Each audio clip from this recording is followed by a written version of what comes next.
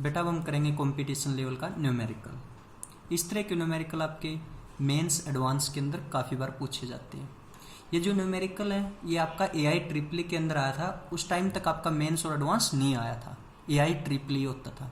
देखो न्यूमेरिकल क्या बेटा आपका, two identical charge sphere are suspended by strings of equal length, the strings make an angle of 60 degree with each other when suspended in liquid of density 0.5 g per cc, the angle remains same.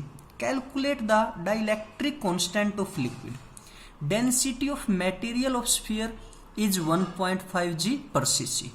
देखो बेटा इसने आपको क्या कहा, पहले तो आप ये समझो डाइलेक्ट्रिक कांस्टेंट का मतलब क्या है, रिलेटिव प्रिमिटिविटी। डाइलेक्ट्रिक कांस्टेंट का मतलब क्या है, रिलेटिव प्रिमिटिविटी। देखो आपसे क्वेश्चन के अंदर क्या दिया, आपसे क्वेश्चन के अंदर दिया कि दो मेटालिक स्फीयर है जिनके ऊपर चार्ज सेम है, दो मेटालिक स्फीयर है जिनके ऊपर चार्ज भी सेम है, जिनका मास भी क्या सेम है, उनको हमने स्ट्रिंग की सहायता से लटका दिया एयर के अंदर। ठीक है, फिर उन्हीं दोनों बॉडी को जिनके ऊपर चार्ज भी सेम है और मास भी सेम है, स्ट्रिंग की सहायता से लटका दिया लिक्विड के अंदर। किसके अंदर, लिक्विड के अंदर। तो हमसे पूछा है जो लिक्विड है उसकी रिलेटिव प्रिमिटिविटी क्या होगी। डाइलेक्ट्रिक कांस्टेंट का मतलब क्या बेटा, रिलेटिव प्रिमिटिविटी। आपसे पूछा जो लिक्विड है उसकी रिलेटिव प्रिमिटिविटी क्या होगी। दोनों के बीच का एंगल भी सेम है, एयर के अंदर भी और लिक्विड के अंदर भी। यहाँ पे एंगल है 60 डिग्री, यहाँ पे भी एंगल क्या 60 डिग्री बेटा। हम अभी इसको एयर के केस में करते हैं, यानी कि वैक्यूम के केस में करते हैं बेटा। दो मेटालिक स्फीयर है जिनके ऊपर चार्ज क्या है, सेम है, प्लस क्या हो, प्लस क्या हो, इनका मास क्या बेटा mm। तो ये एंगल होगा आपका 30 डिग्री, ये एंगल भी क्या होगा बेटा आपका 30 डिग्री। यहाँ पे आपकी टेंशन डेवलप होगी T, तो यहाँ पे T का कंपोनेंट होगा बेटा आपका T कोस थीटा, यहाँ पे T का कंपोनेंट होगा आपका T साइन थीटा बेटा, और यहाँ पे भी आपका एंगल क्या होगा 30 डिग्री, जिसको हमने मान लिया थीटा, यानी थीटा की वैल्यू क्या बेटा यहाँ पे 30 डिग्री। तो यहाँ पे भी कितनी होगी थीटा की वैल्यू 30 डिग्री। देखो बेटा यहाँ पे एक फोर्स लग रहा है ग्रेविटेशनल फोर्स नीचे की ओर mg, और एक फोर्स और यहाँ पे डेवलप हो रहा है बेटा इलेक्ट्रोस्टैटिक्स फोर्स, क्योंकि दोनों जो बॉडी है वो क्या है, चार्ज्ड बॉडी है, दोनों के ऊपर चार्ज क्या है, सेम है। तो दोनों के अंदर क्या होगा, रिपल्सन होगा, रिपल्सन होकर दोनों क्या होंगे, एक दूसरे से दूर हो जाएंगी, यानी कि इक्विलिब्रियम के अंदर आ जाएगी। इनके ऊपर फोर्स कौन सा लग रहा है, इलेक्ट्रोस्टैटिक्स फोर्स। एयर के अंदर है तो बेटा हमने मान लिया F0। दोबारा से समझो, हमने दो बॉडी है बेटा जिनके ऊपर चार्ज क्या है, प्लस क्या हो, प्लस क्या हो, मास क्या है mm। ठीक है, यहाँ पे एंगल कितना होगा, ये एंगल कितना होगा 30 डिग्री, तो ये एंगल भी कितना आपका 30 डिग्री। यहाँ पे आपकी टेंशन डेवलप होगी T, तो और यहाँ पे एंगल कितना होगा बेटा 30 डिग्री। यहाँ पे T का कंपोनेंट आपका एक T कोस थीटा, यहाँ पे T का कंपोनेंट आपका T साइन थीटा। एक फोर्स लग रहा है बेटा यहाँ पे ग्रेविटेशनल फोर्स नीचे की ओर। इन दोनों बॉडी क्या आपकी चार्ज बॉडी है, दोनों के अंदर क्या होगा, रिपल्सन होगा। जो फोर्स है बेटा वो रिपल्सिव नेचर का होगा, तो ये आ गया आपका इलेक्ट्रोस्टैटिक्स फोर्स। एयर के अंदर रखा है तो हमने इसको डिनोट कर दिया F0 से बेटा।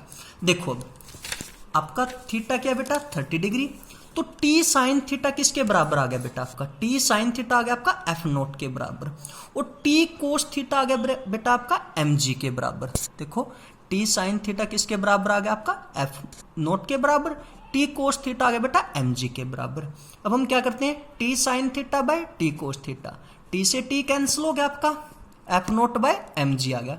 Sign theta by cos theta होता आपका टेंजेंट थीटा बेटा, तो आपके टेंजेंट थीटा आ गया F0 बाय mg। देखो बेटा अब हमने वो मेटालिक स्फीयर लिया जिसका वॉल्यूम क्या है V, जिसकी डेंसिटी क्या है सिग्मा। वैसे हमें इसकी डेंसिटी दी भी है 1.5 g पर cc, तो इसका मास कितना हो गया बेटा सिग्मा इंटू वॉल्यूम, तो इसका मास हो गया सिग्मा इंटू वॉल्यूम। तो हम m की जगह पे क्या रख देंगे, सिग्मा इंटू v इंटू जी बेटा। टेंजेंट थीटा किसके बराबर हो गया आपका F0 बाय सिग्मा vg। ये स्टोरी थी आपकी एयर के अंदर। दोबारा से समझो बेटा इसको। देखो यहाँ पे एंगल हो गया था आपका 30 डिग्री, यहाँ पे टेंशन डेवलप होगी T, ठीक है, और ये एंगल भी कितना हो गया बेटा आपका 30 डिग्री। ठीक है, यहाँ पे T का कंपोनेंट था एक T कोस थीटा, और अनदर कंपोनेंट है यहाँ पे T का T साइन थीटा। यहाँ पे इन दोनों के रिपल्सन की वजह से इलेक्ट्रोस्टैटिक्स फोर्स लगी बेटा, क्योंकि दोनों क्या है चार्ज बॉडी है। यहाँ पे एक फोर्स लग रही है ग्रेविटेशनल फोर्स नीचे की ओर, तो हमने देखा T साइन थीटा हो गया बेटा F0 के बराबर, T कोस थीटा हो गया आपका mg के बराबर, T sine theta by T cos theta F naught by mg, T से T cancel, sine theta by cos theta होता है आपका टेंजेंट थीटा।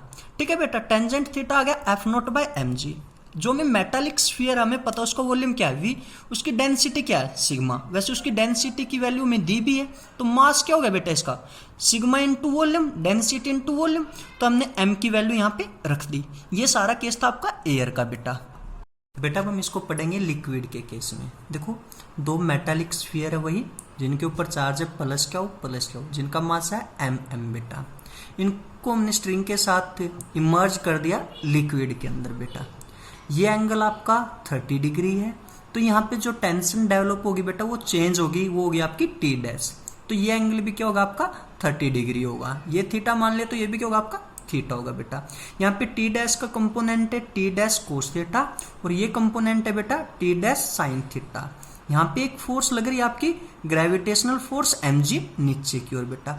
दोनों बॉडी क्या है बेटा चार्ज्ड है, दोनों बॉडी क्या है चार्ज है बेटा, दोनों के बीच में फोर्स लग रहा है रिपल्सिव नेचर का। और अब हमें पता है कि लिक्विड के अंदर फोर्स क्या लगेगा कम लगेगा, जिसको हमने मान लिया बेटा Fm। इसी वजह से आपकी टेंशन यहाँ पे चेंज हुई बेटा। और यहाँ पे बेटा एक नया फोर्स भी लग रहा है जिसको बोलते हैं अप थ्रस्ट फोर्स। क्या बोलते हैं इसको अप थ्रस्ट फोर्स बेटा। हमें पता है जब हम किसी भी मटेरियल को फ्लूइड के अंदर इमर्ज करते हैं तो उसके ऊपर की ओर एक फोर्स लगता है, उस पर ऊपर की ओर फोर्स लगता है जिसको हम बोलते हैं अप थ्रस्ट फोर्स। ये सब हम अप थ्रस्ट फोर्स के बारे में हम +1 क्लास के अंदर अच्छे से स्टडी करके आए होंगे बेटा, दोबारा से समझो बेटा। वही सेम मेटालिक स्फीयर है जिनके ऊपर चार्ज है प्लस क्या हो, जिनका मास भी सेम है। हमने स्ट्रिंग के साथ उनको इमर्ज कर दिया लिक्विड के अंदर बेटा। ये एंगल आपका 30 डिग्री है, तो ये एंगल भी क्या हो गया आपका 30 डिग्री बेटा। यहाँ पे टेंशन डेवलप हो गया आपकी टी डैश, तो टी डैश का एक कंपोनेंट हो गया आपका टी डैश कोस थीटा, एक कंपोनेंट हो गया बेटा आपका टी डैश साइन थीटा। यहाँ पे बेटा ग्रेविटेशनल फोर्स लग रही है आपकी mg। दोनों बॉडी के ऊपर बेटा चार्ज है, तो यहाँ पे आपका रिपल्सिव नेचर का फोर्स आया क्योंकि सेम चार्ज है बेटा। और ये फोर्स क्या है एयर और वैक्यूम के कंपैरिजन में कम फोर्स है बेटा, इसको हमने नाम दे दिया Fm। यहाँ पे एक फोर्स और लग रहा है बेटा जिसको बोलते हैं अप थ्रस्ट फोर्स, क्योंकि हमें पता है जब हम किसी भी मटेरियल को फ्लूइड के अंदर इमर्ज करते हैं तो उस पर ऊपर की ओर फोर्स लगता है जिसको हम बोलते हैं अप थ्रस्ट फोर्स बेटा। देखो हमने मान लिया थीटा क्या बेटा 30 डिग्री, तो टी डैश साइन थीटा किसके बराबर आ गया आपका Fm के बराबर, और T dash cos theta plus u किसके बराबर है बेटा mg के। तो यहाँ पे टी डैश कोस थीटा आ गया बेटा mg minus u, T dash sine theta by T dash cos theta बेटा। यहाँ से टी डैश कैंसिल बेटा, Fm by mg minus u। Sine theta by cos theta में पता है बेटा टेंजेंट थीटा के बराबर होता है, तो टेंजेंट थीटा बराबर है बेटा Fm by mg minus u बेटा। m की वैल्यू हमने पीछे निकाली थी बेटा, वो पता में सिग्मा v और यहाँ पे आ गया g सिग्मा vg बेटा।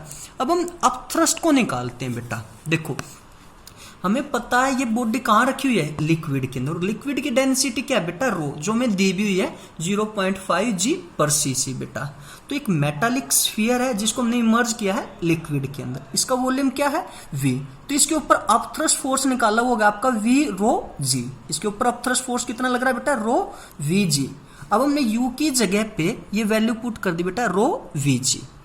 अब हमें पता है जो एयर के अंदर हमारा फाइनल रिजल्ट आया था बेटा वो था F note by sigma Vg, और आपका लिक्विड के अंदर है बेटा ये दोनों को हमने इक्वल रख लिया, Vg कैंसिल आउट बेटा। तो बेटा यहाँ पे बच गया आपका F note by sigma Fm by sigma minus rho बेटा।